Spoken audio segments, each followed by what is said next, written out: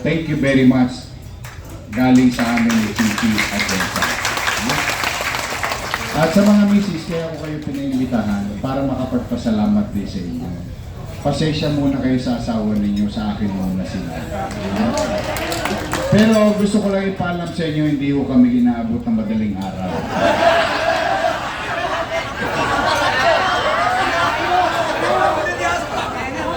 Bonilias. Si Cherry, walang kawala kay Emma yan. Bantay sarado siya. Anyway, gusto ko talaga magpasalamat sa mga misis nyo, sa mga mister ninyo, na yung oras na dapat kayo magkakasama, most of the time, for the past so many months, nasa akin sila.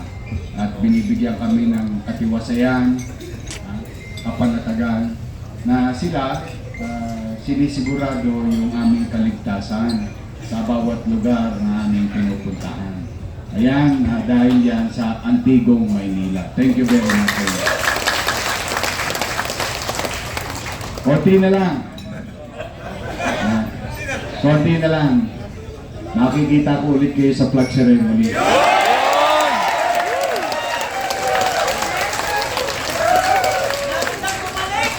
May awa ang Diyos sa tulong ng Diyos at sa tulong ng mga tagalungsod ng Maynila. Nalulungkot tayo sa mga nangyayari ngayon. Nakikita, lalo na kayo, mga lesbo kayo. Buong buhay ninyo, pinangarap ninyo na maging mapayapa ang ating komunidad. Sukdo lang, ibuwis ninyo ang buhay ninyo para lang yung mga tulongges hindi mag-ari-arian sa kalsada ng Maynila. You've done so much service to the people of Manila. Now you're retired. Parang lahat ng pinaghirapan ninyo nung panahon na kayo'y pulis, nauwi sa imburnal lahat. And you don't like that. I know in your heart, in your mind, you don't like it. Because you have kids. Meron kayong mga pamilya. Most of you continue to live in Manila. Because this is where you were born, some of you, or this is all your life, you've done service to our fellow Manilans. Nakakalungkot lang. Yung kaayusang naayos natin, yung kapanatagang naibigay natin sa mga tagalungsod ng Maynila, lahat parang nawalang isang iglap.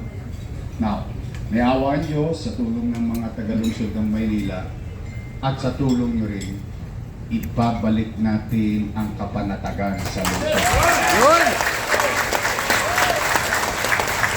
Ibabalik natin ang kaayusan sa lungsod ng Maynila. Ibabalik natin ang kalinisan sa lungsod ng Maynila.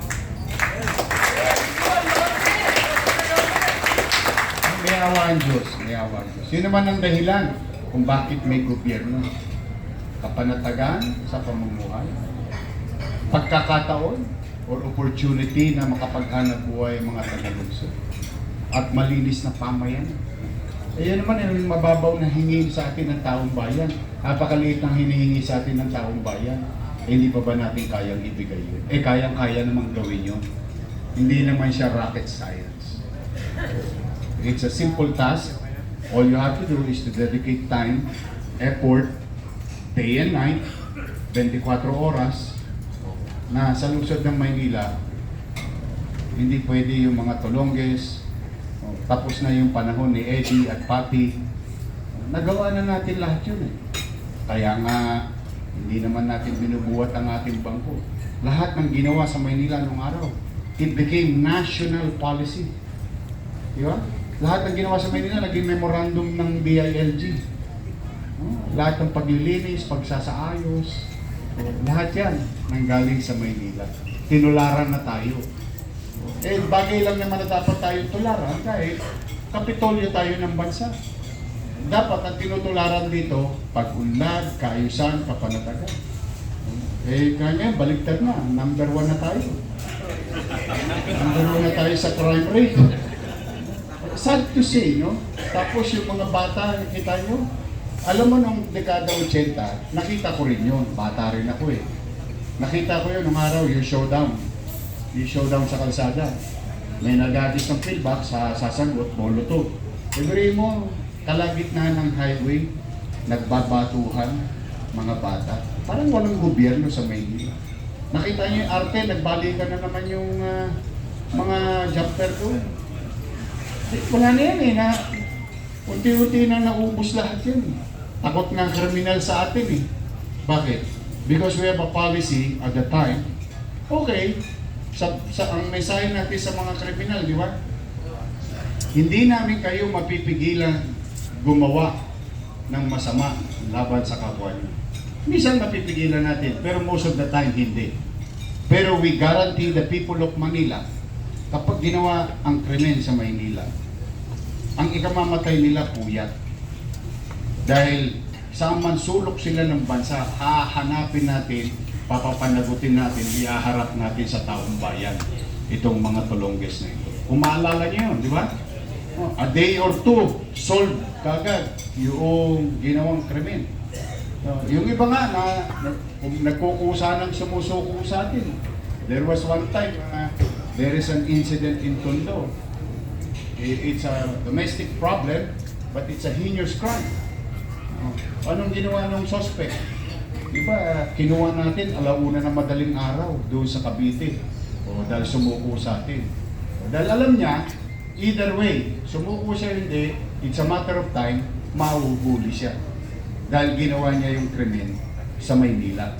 Yun naman talaga ang hinahangad sa atin ng tao sa lungsod ng Maynila. Yung may pananagutan. Kapag may gumawa ng masama, mananagot ka sa lungsod ng Maynila at mamamayan nito. Nalulungkot tayo, nangawala lahat yun. Parang libre zona ang Maynila ngayon eh. Strike anywhere itong mga talongges na to. So, if I needed you before, I needed you more in the coming days. Kayo pa naman ang tatalas ninyo.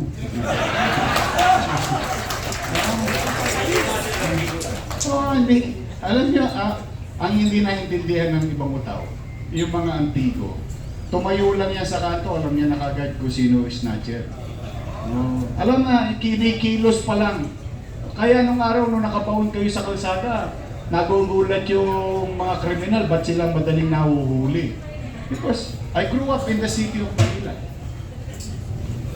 Born, grew up with criminals. I grew up with criminals. Alam natin pare-pareho. Nung araw, alam niyo naman na Mabuhay Street eh. Mabuhay na mabuhay doon. Alam natin pare-pareho.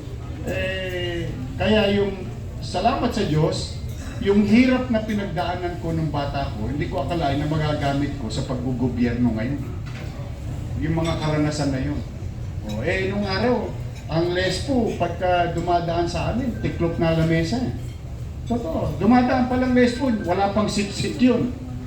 Nung araw ba, uwi na! Uwi yan, tiklop lamesa. Ganun eh. That's how we respect policemen. And we will gain that back. Hindi para katakutan ang pulis, kundi para irespeto ang taong uniformado at alagad ng pamahalaan. Yorme, retired na kami, wala na kami uniform. Totoo naman. But remember, you are also a citizen of the city. And you will be part of the government. You will be deputized.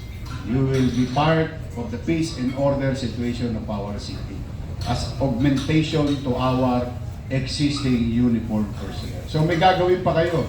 Meron pa kayong misyon, mga antigong Maynila.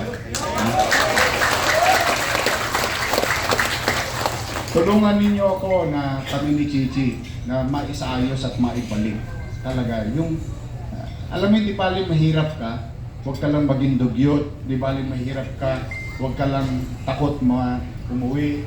Yung matutulog ka ng mahimbing, umihilig ka, yung kapanatagan sa lungsod. I think kailangan yun ng ating mga mamamayan. So, ngayong Christmas, salamat sa Diyos, nakaraos na ang Pasko. Alam ko, sugatan kayo. Ninang! Puro tosgas ang inabot ninyo. Ako naman, papasalamat naman ako kay Butch. Sabi ko, Butch, Ako, idulo mo na yung Antigo. O, tatapusin ko lang yung mga commitment ko sa Maynila. O, kaya tayo nagkasama-sama ngayong 27. But then again, salamat sa Diyos, nakaraos ang Christmas, buhay pa kayo. Buhay pa tayo lahat.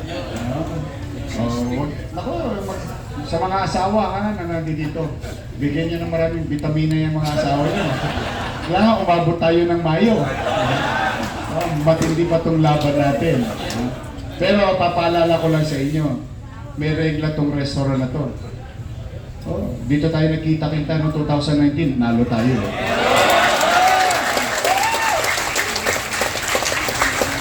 Kumbaga, sa kartada, magandang pangitain to. Tuloy-tuloy ang regla.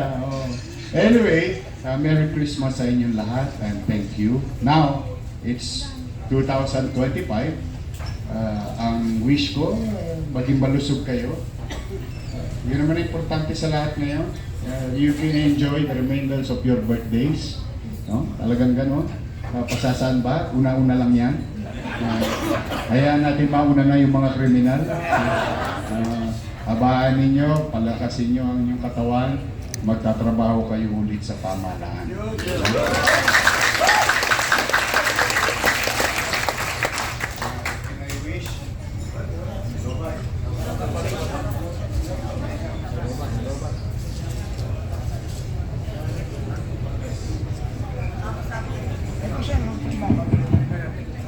Akalain mo, hindi naman mapuputol yung sasabihin ko susunod.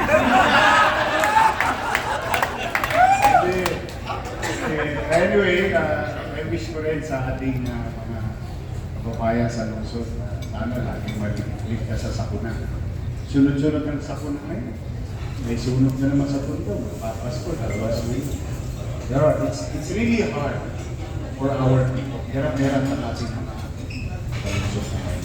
So, ang wish ko lang talaga na maging maayos ang buhay ng bawat pamilyang mag-elect itong Pasko.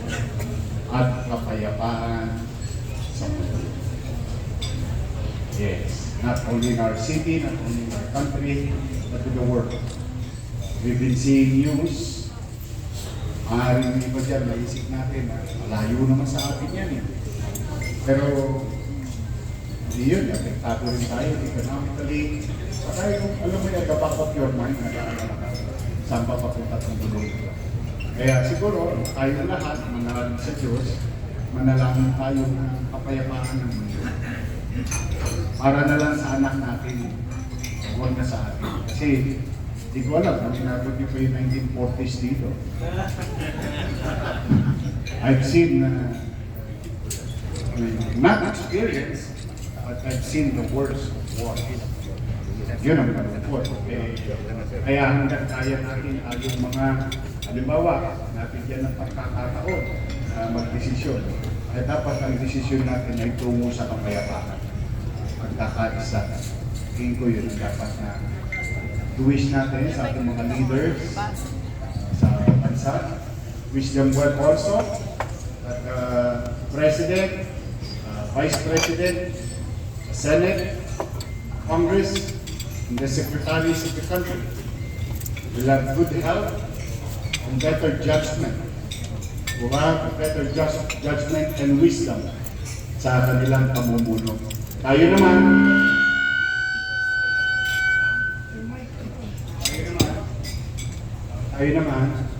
bilang mamamayan, sumunod tayo sa alituntunin ng pamahalaan. Yun, tulong na natin yun sa Presidente, sa Vice President, sa mga Senador, sa mga Congressman, sa mga Secretary ng Bansa. The national policy makers, bilang mamamayan. Kasi at the end of the day, tayo rin makikita sa finance mga kapwa natin Pilipino. Yun po yun ang pagkakita. So, good luck. Kaya niyo ba ba? Sieto 39 na lang yata. Sieto 38. More or less, 130 plus days ito. Kaya niyo pa? Kaya pa? We continue with our journey, talking to our people in the city of we will continue to engage our people. Because at the end of the day, governance is not about politicians. It's always about the people you want to serve. Yun ang importante. Tao, lagi. So, Merry Christmas and Happy New Year sa inyong lahat. Maraming Diyos, makakarapan tayo. Maraming nawa kayo ng Pumagkapan. Manila! First. Okay. O ngayon, tapos na ako magpakaran. Pagtotong na ako. Hindi din pole. Okay. Ako, marami kayong rapon. Ako, meron diyang rapon. May 80 pieces na Vikings. May Vikings dyan. 80 pieces. Ano yan? Bawat isa, mananalo ng 5 pieces. Ibig sabihin, that's more than 5,000 pesos. So, tapos, bubunod na ako ng parapon. Okay. Ito mga antiko sa kaplato. Tama? O, halo-halo na. Uy, palakpakan din natin ating mga vloggers. Maraming salamat sa out sa lahat ng vloggers natin. Thank you very much. Ha? At least, masasabi nyo kayo. Hindi kayo na yan. Ano to? Alam niyo pa yung mga yan? Podcast message. Everything. Airport. Apunado talaga yan. O sige. Total Christmas naman ngayon, bubulot ako ng grand prize muna bago ako bisketa. Kasi meron ako punta ko yung sulog. Alawat. Sige.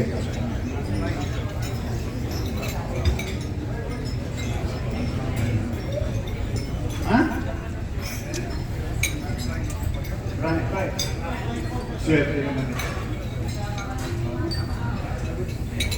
Lahat ng antiko at vloggers nanalo ng 10,000 pesos.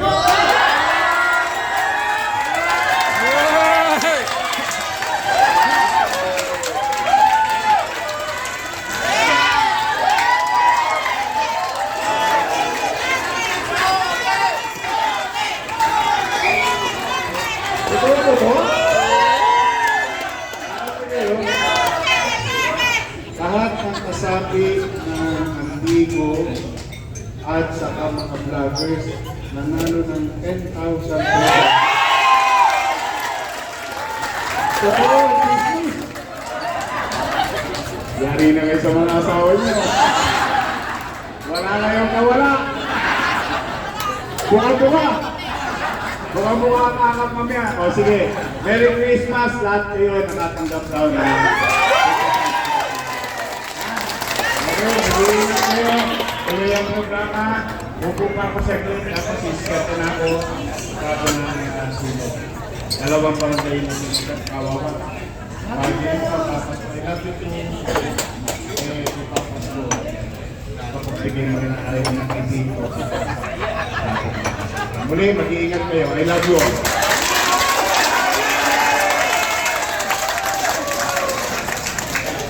Ayan guys.